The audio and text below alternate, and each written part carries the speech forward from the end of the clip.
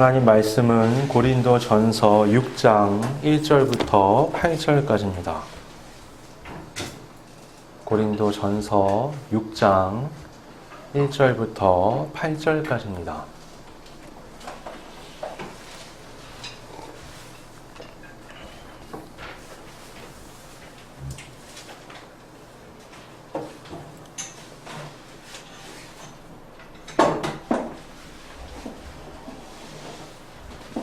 봉독하겠습니다.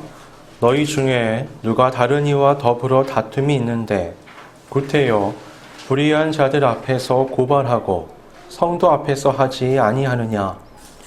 성도가 세상을 판단할 것을 너희가 알지 못하느냐? 세상도 너희에게 판단을 받겠거든 지극히 작은 일 판단하기를 감당하지 못하겠느냐? 우리가 천사를 판단할 것을 너희가 알지 못하느냐? 그러하거든 하물며 세상 일이랴. 그런즉 너희가 세상 사건이 있을 때에 교회에서 경외 여김을 받는 자들을 세우느냐? 내가 너희를 부끄럽게 하려 하여 이 말을 하노니 너희 가운데 그 형제 간의 일을 판단할 만한 지혜 있는 자가 이같이 하나도 없느냐? 형제가 형제와 더불어 고발할 뿐더러 믿지 아니하는 자들 앞에서 하느냐? 너희가 피차 고발함으로 너희 가운데 이미 뚜렷한 허물이 있나니 차라리 불의를 당하는 것이 낫지 아니하며 차라리 속는 것이 낫지 아니하냐. 너희는 불의를 행하고 속이는구나. 그는 너희 형제로다. 아멘. 이 사회를 구성하는 데 있어서 이 사람과 사람의 바른 관계라는 건 필수적인 거죠.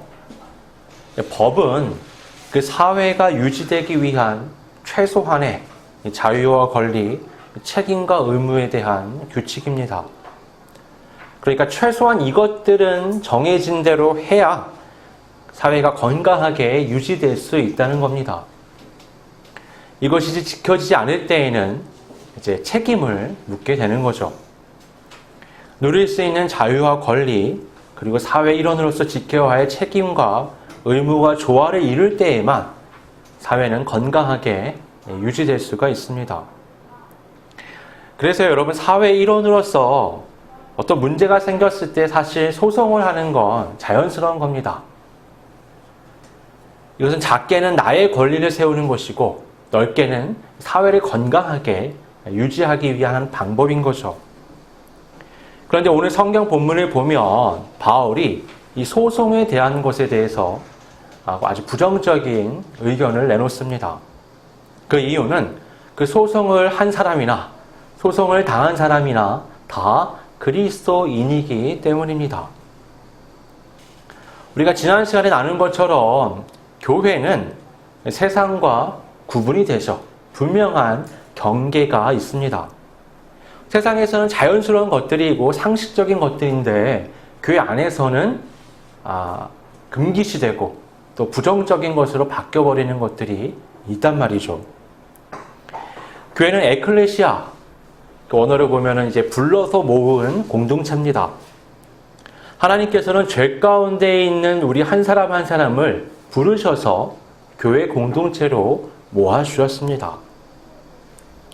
이렇게 구별되어 있는 것을 성경에서는 거룩이라고 칭하죠. 이 세상의 죄와 세상의 어떤 심판의 방식이 아니라 하나님의 방식으로 삶을 살아가는 사람들을 거룩한 교회라고 말할 수 있는 겁니다.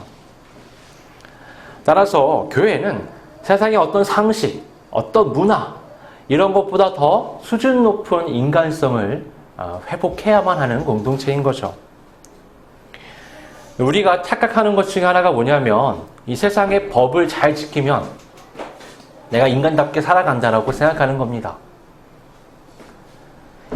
여러분 아침에 애들 학교 등교 준비하는 거 보면요 제가 혼자 웃습니다.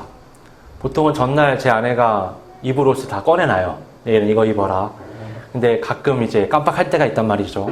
그럼 아침에 바쁘니까 아이들도 각자가 서랍을 열고 입을 옷을 꺼냅니다. 대부분 다시 입어야 돼요. 말도 안 되게 입습니다. 그래도 애들이 좀 클수록 좀 덜해요. 저희 막내는요, 집에서나 입는 너덜너덜한 옷을 뒤집어 입어요. 모기. 그다음에 추리닝 바지를 입고요. 누나의 레이스 달린 양말을 신습니다. 그리고는 햇볕이 쨍쨍한데 장화를 신고 우산을 들고 기다리고 있어요. 막막한 겁니다. 옷을 입었죠. 기능상으로 문제가 없어요, 여러분. 티도 입었고요, 바지도 입었고요, 신발도 신었습니다.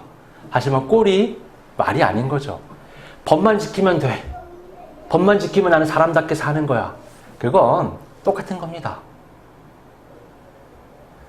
법은 우리가 인간답게 살아가는데 지켜야 할 아주 기본적인 것들이죠. 그것도 지키지 않으니까 최소한 이건 해야 돼 라고 말하는 겁니다. 그것조차 되지 않는 사람들을 지도자로 세우는 건 말이 안 되는 거죠. 우리가 이것에 대해서 이건 지켜도 돼 안 지켜도 돼 이게 아닙니다. 법은 당연히 기본적으로 지켜야 되는 겁니다.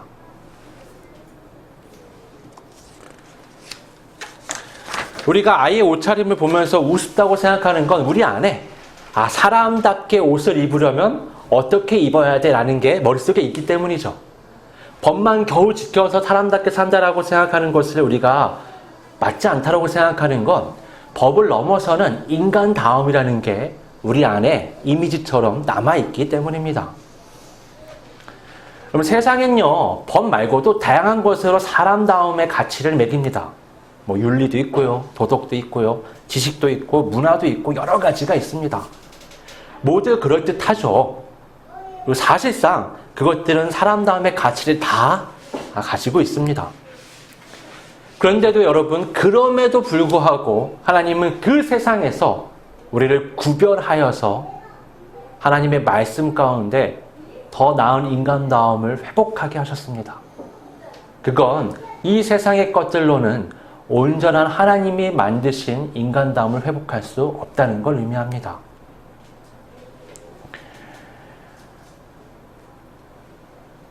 하나님의 말씀만이 우리를 사람답게 회복할 수 있습니다. 여러분, 역사가 왜 중요하죠? 과거를 모르면 현재를 모릅니다. 현재를 모르면 나아가야 할 방향을 몰라요.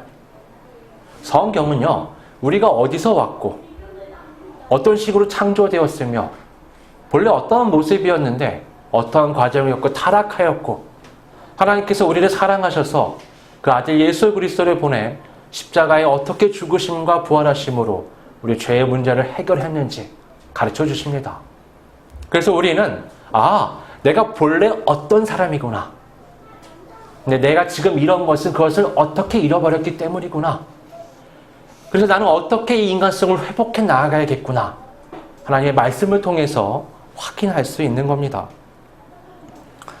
오늘 본문 말씀을 보면 이 사람다움을 회복한 그리스도인이 세상의 기준으로 볼 때 가장 기초적인 법을 가지고 같은 그리스도인들을 그 법조 앞에 세웠다라는 것에 대해서 바울이 기가 막혀 하는 겁니다.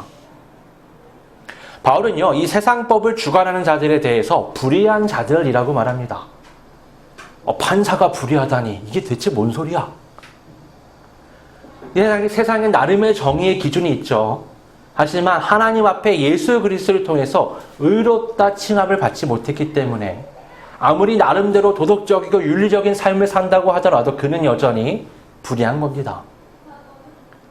한국에서 미국 가려면 정반대이기 때문에 굉장히 멀지만 태양에서 지구를 바라보면 아무 차이가 안 느껴집니다. 마찬가지로 이 세상의 도덕과 윤리로는 우리가 보기에는 저 사람은 훌륭해, 저 사람은 악해라고 말할 수 있지만 하나님의 기준에서 바라보면 아무 티가 안 날 정도로 거기서 거긴 겁니다. 그렇기 때문에 이 세상의 판사를 가리켜 바울은 불의한 자라고 말하는 겁니다.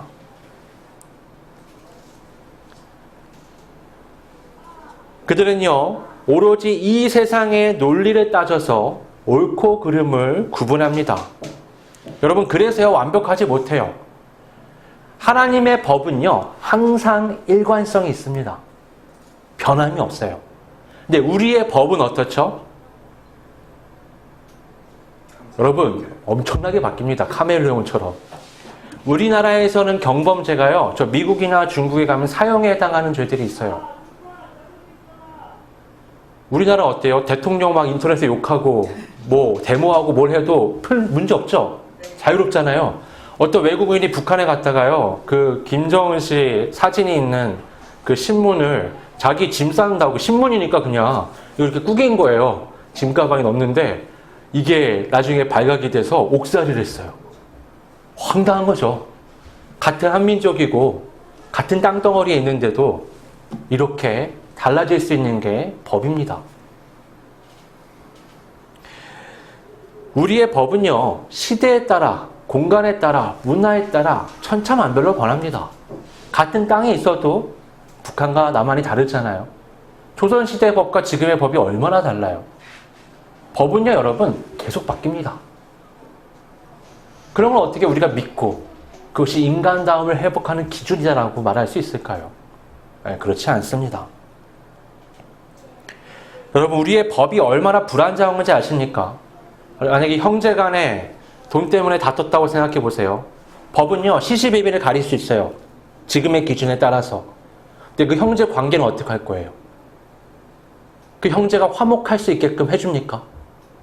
그게 인간다움을 회복할 수 있는 기준이 되나요?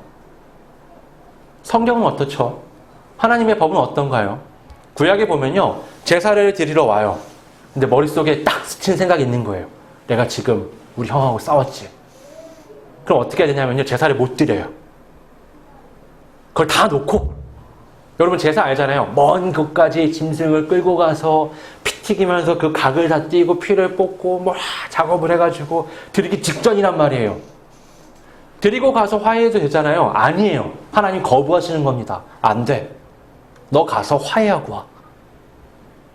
그 형제하고 화해하지 않으면요, 제사를 못 드려요. 그러니까 어떻게 해요? 어떻게 해서든지 그 형제랑 화해를 하게 되는 겁니다. 그게 하나님의 기준이에요. 안식일에 여러분, 지금은 경영인들이 어때요? 어떻게 해서든 사람들 일을 시키고 그로 인해서 이득을 취하려고 하잖아요. 그게 법적으로 문제가 없어요. 근데 하나님의 법은 어떻죠? 안식일이 되면 야, 너뿐이 아니야. 네 아들, 네 딸, 네 남종, 네 여종, 네 짐승들까지, 심지어 안식년에는 네 땅을 쉬게 해. 그것이 하나님의 법입니다. 뭐가 더 인간적인가요? 하나님의 법은 사람을 사람답게 회복시켜 주는 겁니다.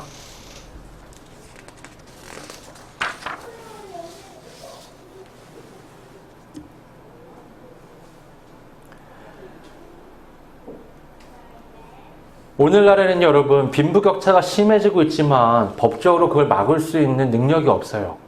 그렇죠? 근데 하나님의 법은 다릅니다. 만약에 사람이 자기가 너무 가난해서 이제 자기 자신을 팔았다, 노예가 됐다, 스스로 종이 되었어도요, 6년이 지나고 7년째가 되면 이 사람을 주인이 풀어줘야 합니다. 왜냐하면 이 사람의 생명은 하나님께서 주신 것이기 때문에 내가 영원히 소유할 수가 없는 거예요. 만약에 땅을 내가 너무 힘들어서 누군가에게 팔았다, 수십 년이 지나고 나면 이 땅을 돌려줘야 됩니다. 왜냐하면 그 땅은 가나안 땅에 들어갈 때에 하나님께서 그 가문에게 주신 것이기 때문에. 그 사람, 농경사회에서는요, 농사를 짓는 것이 또 생명을 유지할 수 있는 근간이 되잖아요. 그런 것처럼 이 땅이 그 사람의 생명을 보존해주는 유일한 도구이기 때문에 하나님은 그것을 남이 영원히 갖지 못하게 하시는 겁니다. 오늘날에는 이런 식으로 사람과 사람의 것들을 회복시켜 줄 수 있는 방법이 없어요. 지금 우리나라뿐만이 아니라 전 세계가 빈부격차가 심각합니다. 얼마나 심한지 모르시죠? 미국 같은 경우에는요, 상위 1%가 전체 미국 경제 재산의 한 70%를 갖고 있는 거예요. 네, 상위 10%가 90%를 갖고 있습니다. 그러니까 이게 빈부의 격차라는 게 지금은 말도 못하게 벌어지고 있고, 우리나라도 역시 비슷한 양상을 띠고 있는 거죠. 이렇기 때문에 바울의 눈에는요, 하나님의 말씀을 따라 살아간다는 그리스도인이 세상의 법정에 같은 형제를 데려다가 같은 그리스도인을 고소한다는 게, 이게 납득이 안 되는 겁니다. 당시 이제 고린도 교회 같은 대도시들, 로마의 도시들을 보면 이 소송이 유행이었어요. 그게 왜 유행이야? 라고 생각하실 수 있죠. 이게 일종의 오락거리입니다. 우리도 지금 보면요, 법을 관련한 드라마, 그렇죠? 사실에 있었던 사건들을 가지고 하는 재연극, 이런 것들 우리가 재밌게 보잖아요. 거기에 사람과 사람의 어떤 스토리가 묶여있기 때문에 흥미로운 겁니다. 고린도에서도요, 이 법정에다가 내 권리를 세우는 게 가장 중요했고, 삶에서 이걸 위해 누군가를 소송하는 건 너무나 당연하게 해야 하는 상식 같은 겁니다. 교회 안에 들어오면 그리스도 예수 안에서 하나님의 사랑을 하는 삶을 살기로 다짐하고 거기에 포커스를 맞추는 게 아니라 이 고린도인들은 여전히 자기의 권리에 포커스를 맞추는 겁니다. 여러분 생각해 보세요. 교회 안에 목사, 장로, 권사, 집사 이런 직분들을 받았다. 그럼 그때부터 뭐가 되냐면 나는 이 교회 안에서 이 직분에 맞는 봉사를 해야 할 책임이 생긴 겁니다. 다 그래요. 근데 직분을 받았을 때 거기에 포커스가 맞춰지는 게 아니라 그 직분을 행하기 위해서 교회가 부여한 권리, 예를 들면 목사는 당회를 주관하고 또 공동회를 주관하고 또 교회 운영에 있어서 많은 결정을 하게 되죠. 장로들은 당회에서 의사를 표현하고 투표할 수 있는 권리가 있습니다. 일반 평신도도요, 등록이 되어 있다면 공동회에서 자기 의사를 표현하고 투표할 수 있는 권리가 있죠. 자기에게 주어진 의무와 책임은 뒤로 하고 이 교회 안에서 내가 가진 권리에만 집중을 한다면 이거는 주객이 전도되는 겁니다. 앞뒤가 바뀌는 거예요. 고린도 교인들은요, 권리에만 초점을 맞췄습니다. 그러다 보니까 어떻게 해요? 내 권리를 침해하는 내 형제라고 해도, 같은 그리스도인이라고 해도 법정 앞에 세우는 겁니다. 바울은 여기에 대해서 두 가지 면에서 지적을 합니다. 첫 번째는 왜 그 안에서 그거 판단할 사람이 없었냐는 겁니다. 성경에 뭐라고 되어 있죠? 오늘 본문에 우리는 세상을 판단할 사람들이야. 그리스도와 함께. 나아가서 우리는 천사들까지 판단할 사람들이야. 이 판단한다는 게 여러분 심판을 막 해서 정죄한다는 게 아닙니다. 무엇이 옳은 것인지, 그른 것인지, 무엇이 하나님의 것인지 알기 때문에 그것을 판단하고 가르칠 수 있다는 겁니다. 아니, 천사를 우리가 가르칠 수 있어? 천사는 우리보다 뛰어난 존재가 아니야? 라고 생각할 수 있죠. 아닌가요? 성경에 나온 천사들이 어떻죠? 엄청난 능력을 가지고 있잖아요. 시공을 초월하고 엄청난 지식을 가지고 있습니다. 그런데 그들을 어떻게 우리가 가르칠 수 있을까? 그건 천사들이 우리의 구원을 이해하지 못하기 때문이에요. 우리가 천사는 인식하죠. 성경을 통해서, 경험을 통해서. 하지만 이 천사를 우리가 완전히 이해할 수가 없습니다. 여러분 옆에 지나가는 강아지 인식하죠? 강아지 내가 이해할 수 있나요? 완전히? 쟤는 뒷다리로 왜 저렇게 긁는 거야? 알 수가 없습니다. 알 방법이 없어요. 천사들도요, 사람을 인식합니다. 알고 있어요. 처음부터 보아왔죠. 하지만 그들은 우리가 경험한 구원을 경험한 적이 없습니다. 타락한 천사들은 그냥 심판만 받았을 뿐이에요. 처음부터 타락하지 않거나 타락한 후에는 심판을 받는 것, 그것이 그들이 경험하는 전부입니다. 하지만 우리는 어때요? 창조 때부터 천사와 다르게 하나님의 형상으로 창조되었습니다. 그리고 죄 가운데서 구원을 받았죠. 이 특별함을 천사들은 이해하지 못하고 세상조차도 깨닫지 못합니다.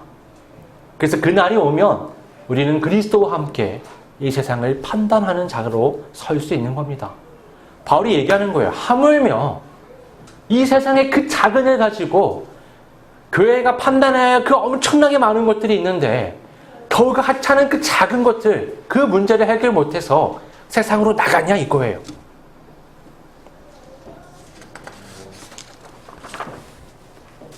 이 4절의 말씀이 뭐라고 되어 있냐면 주 예수의 이름으로 너희가 내 영과 함께 모여서 아니죠. 4절이 그런즉 너희가 세상 사건이 있을 때에 교회에서 경히 여김을 받는 자들을 세우느냐. 이건요, 이 사실은 번역이 조금 잘못된 겁니다. 이 뒤에 문맥하고 살펴보면 이건 이렇게도 번역될 수 있어요. 그런 일이 있을 때 차라리 교회에서 가장 경히 여김을 받는 자, 교회 구성원 중에서 그래도 가장 어떤 생각이 짧고 어리석은 자를 선택해서 판단자로 세우는 게 더 낫다는 거예요. 그 세상에 법을 전공으로 공부를 많이 하고 최고의 판사로 서 있는 사람 앞에 가는 것보다 교회 안에서 가장 작은 자를 세워서 성경의 원리를 가지고 판단하는 것이 훨씬 더 낫다는 얘기를 지금 하는 겁니다. 그만큼 사람이 사람을 소송해서 밖에 나가서 이 사람을 내세우는 게 굉장히 어리석다라고 지금 바울은 말하는 거죠. 두 번째는요, 바울은 애초에 고발하지 말았어야 됐다라고 말하는 겁니다. 대체 왜 고발하냐?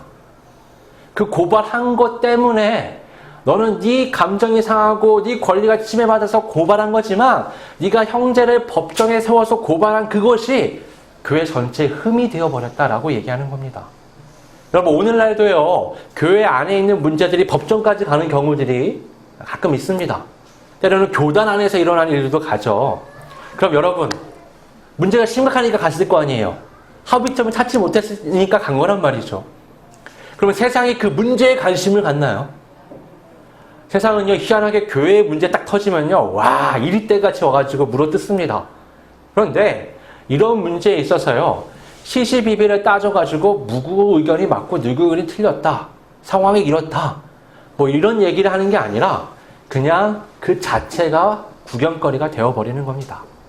왜 그러느냐? 여러분, 교회는 얘기하잖아요. 우리 세상과 구분되었어. 구별되었어. 우린 거룩한 하나님의 백성이야.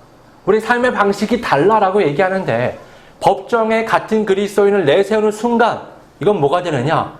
우리는 너네랑 다르지 않아. 세상 사람과 교회의 구분이 사라져버리는 거예요. 경계가 허물어져 버리는 겁니다. 지난주부터 계속 얘기하고 있잖아요. 야, 경계 잘 세워야 돼. 분명하게 해야 돼. 구별돼야 돼 라고 얘기하는데 지금 어떻게 해요? 전혀 구별되지 않는 방식으로 세상에 자기를 드러내는 거죠. 빛이 빛을 잃어버리고 소금이 맛을 잃어버리는 겁니다.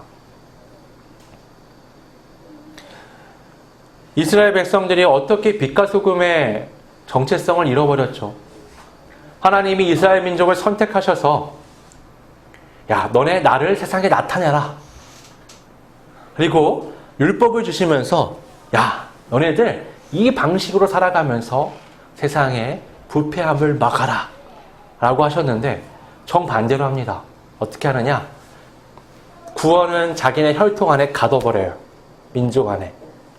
세상을 향해서는 어떻게 하죠? 세상의 방식으로 대갚을 궁리만 그래, 너네 칼과 창으로 우리 찔러 죽이고 점령했어. 우리도 똑같이 해줄 거야. 그리고 그것을 기대하고 기도하죠. 예수님은 그들에 대해서 너희들이 빛을 잃어버렸고 너희들이 맛을 잃어버렸다라고 말씀하셨던 겁니다. 그리고 예수님이 무엇이 참 이스라엘인지, 무엇이 빛과 소금인지 보여주셨죠. 모든 치욕과 모욕, 그리고 모든 폭력을 예수님이 감내하십니다. 그냥 참으시는 정도가 아니라 그 십자가 위에서 그들을 위해 하나님 앞에 용서를 구하시죠.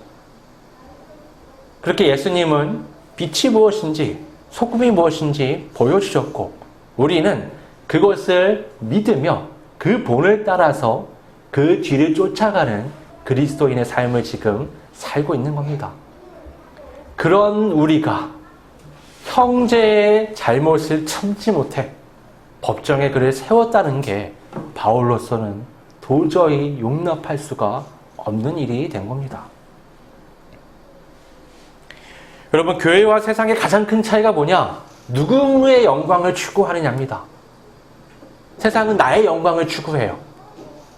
그래서 나의 자유, 나의 권리, 내가 취할 것들이 침해를 받으면 아주 예민하게 반응합니다. 하지만 교회, 그리스도인은 하나님의 영광을 추구합니다. 그래서 우리는요, 내 권리가 침해받고 침해받아도 심지어는 내 가장 기본적인 권리인 생명의 위협을 받아도 하나님의 영광을 위해 그걸 감내하는 겁니다. 예수님과 많은 믿음의 선진들이 우리에게 그것을 보여줬잖아요. 여러분, 우리가 화내는 것들을 떠올려 보시죠. 저도 마찬가지예요. 오늘 아침에도 화를 내고 왔는데 애들이 너무 시끄럽게 군다고. 여러분, 우리가 화내는 것들 다 내 것이 침해받아서예요. 내 기분이 상해서입니다.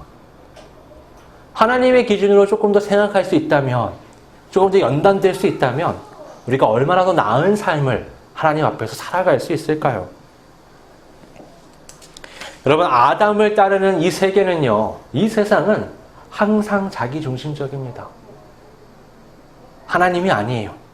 내가 하나님의 자리에서 하나님이 받으실 영광을 내가 받아야 되는 걸 당연하게 여깁니다. 우린 거기에서 하나님이 부르셔서 하나님의 영광을 위한 정상적인 사람의 삶을 살도록 회복시키신 존재들이에요.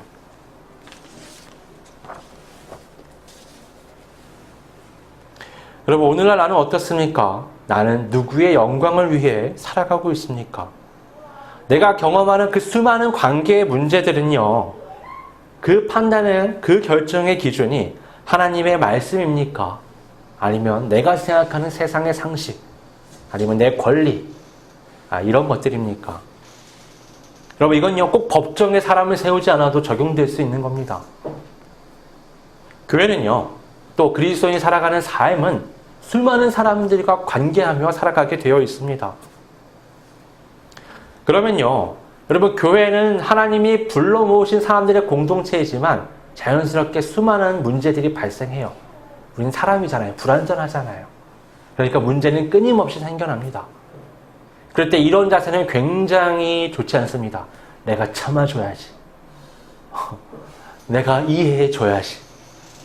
내가 넘어가줘야지.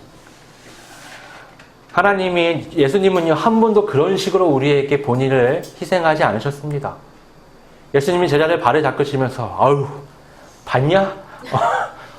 내가 이 정도야. 내가 이 정도로 마음이 겸손한 사람이야. 그러세요? 아니죠?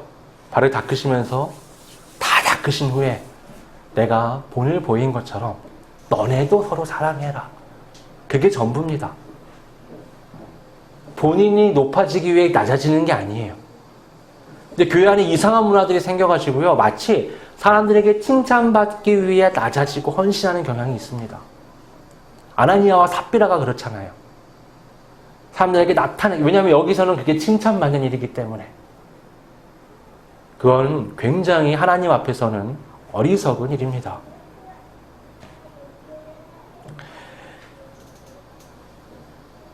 여러분, 교회 안에서도 사람과 사람의 문제가 많은데 우리가 살아가는 세상은 오죽하겠습니까? 내가 나의 권리를 추구하며 살아가면 나는 결코 빛과 소금이 될 수 없습니다. 베드로가 그렇게 얘기하죠. 주님, 내가 7번 용서하면 되겠습니까? 이게 뭔지 아세요? 야, 보통 3번 얘기하거든요. 주님, 저는 7번까지 생각을 했습니다. 이 정도까지 하면 되겠습니까? 이거 어마어마한 거예요. 이건 최대치예요, 내가 생각하는. 예수님 뭐라고 말씀하시죠? 야, 70번씩 7번이라도 해라. 몇 번이에요? 490번. 야, 여동생이 이렇게 있지만 지금은 참 착하고 그러는데 어릴 때는 다툼이 왔단 말이에요. 저도 어리숙하니까. 그럼 제가 성경 말씀을 적용해 보자고, 이건 사실 490번 참으라는 게 아니라 그 숫자를 세지 말란 얘기, 카운트하지 말란 얘기예요. 근데 제가 숫자를 세봤어요. 제가 14번까지 참았습니다. 대단하지 않아요? 14번. 같은 문제를 14번. 15번째 되니까 어떻게 되냐면 14번 참았던 것이 용서한 게 아니라 누르고 눌렀던 게 터지는 겁니다. 뻥! 하고. 여러분, 카운트를 하는 순간 이건요, 참아줄게가 되는 겁니다. 내가 넘어가 줄게. 그건요, 복수를 뒤로 미루는 거예요. 에너지를 모아다 터뜨리는 겁니다. 하나님은 이렇게 하십니다. 나 곧 나는 나를 위하여 내 허물을 도말하는 자니 네 죄를 기억하지 아니하리라. 너무 좋지 않아요? 내 허물이 이렇게 많은데 하나님이요, 기억이 안 나. 하나님, 제가 생각해보니까 아직도 그게 찔리는데요. 무슨 얘기하는 거니? 나 기억이 안 나. 이걸 예수님이 말씀하신 거예요. 야, 70번씩 7번이라도 숫자 세지 마. 그게 무슨 용서니? 7번 용서한다고? 야, 그게 무슨 용서니? 그건 참아주는 거지. 라고 말씀하는 겁니다. 또 이렇게 말씀하세요. 오라, 우리가 서로 변론하자. 너희의 죄가 주홍 같을지라도 눈과 같이 이어질 것이요 진홍같이 붉을지라도 양털같이 희게 되리라. 시뻘겋다 못해 아주 그냥 검은 띠가 나는 아주 시뻘건 게 눈과 같이 하얗게 변한다라고 말씀하고 계신 겁니다. 이것이 하나님이 우리에게 예수 그리스도를 통해 보여주신 용서입니다. 그것이 우리가 하나님이 창조하신 사람다움, 인간다움을 회복하게 하는 기준이 되는 겁니다. 일평생 우리는 완성할 수 없지만 거기를 바라면서 나아가는 거죠. 그런 우리가 세상의 기준으로 봤을 때 시답지 않은 그 작은 일들로 세상에서조차, 세상도 아니라 교회 안에서 우리가 그 문제들을 끌어안고 살아갈 이유가 뭐가 있겠습니까? 우리는요, 용서를 계속 연습하셔야 돼요. 어우, 누구 때문에 너무 화가 난다. 아니, 누구가 문제가 아니라 그 사람 용서 못하는 내가 문제인 겁니다. 사람 간에 문제가 발생했다. 아니요, 문제가 아니라 그거를 용납하지 못하고 넘어가지 못하고 끌어안게 되는 내가 미성숙하기 때문입니다. 그렇게 생각할 때 우리 안에 있는 모든 문제는 점차 하나씩 해결이 돼 나갈 수밖에 없습니다. 용서가 있다면 평화가 있습니다. 그럼 교회는 하나님의 나라를 회복할 수 있겠죠. 그리고 내가 서 있는 그곳에서 나는 빛을 비추고 맛을 낼 수 있는 겁니다. 사람들이 이해가 안 되는 거, 어떻게 저렇게 살 수 있지? 난 이해가 안 되는데. 아니, 왜 이렇게 손해를 보세요? 아니, 권리를 찾아야죠 라고 말하지만 나중에 어떻게 생각하냐면요, 아니, 어떻게 저렇게 훌륭할 수 있지라고 여깁니다. 여러분, 하나님의 기준으로 온전히 살아가는, 세상과 구분되는 우리 공동체, 또 우리 개인의 삶이 되시기를 바랍니다. 우리 이 시간 말씀을 생각하면서 함께 기도하겠습니다. 아버지 하나님, 물이 바다 덮음같이 하나님의 말씀이, 하나님의 진리가 온 세상에 가득할 그날을 바라봅니다. 비록 지금은 우리가 이 죄 가운데 있는 세상을 살아가며 그리스도인으로 하나님의 정체성을, 하나님의 만드신 사람의 정체성을, 그리스도의 정체성을 회복해 나가는 과정이지만 완성될 그날을 기대하며 지금을 살아갑니다. 이 세상의 상식, 이 세상의 문화, 이 세상의 지식, 이 세상의 기준에 만족하는 삶이 아니라 하나님의 말씀을 바라보며 하나님의 말씀을 품고 하나님의 말씀으로 생각하고 하나님의 말씀의 안경으로 세상을 바라보며 그리스도인의 닮은 삶을 살아갈 수 있도록 성령님 인도하여 주시옵소서. 그래야 주님께서 세상에 나타내 보여주신 것처럼 또 그토록 기대하시며 우리에게 명령하신 것처럼 온전한 빛과 소금이 될 수 있도록 이끌어 주시옵소서.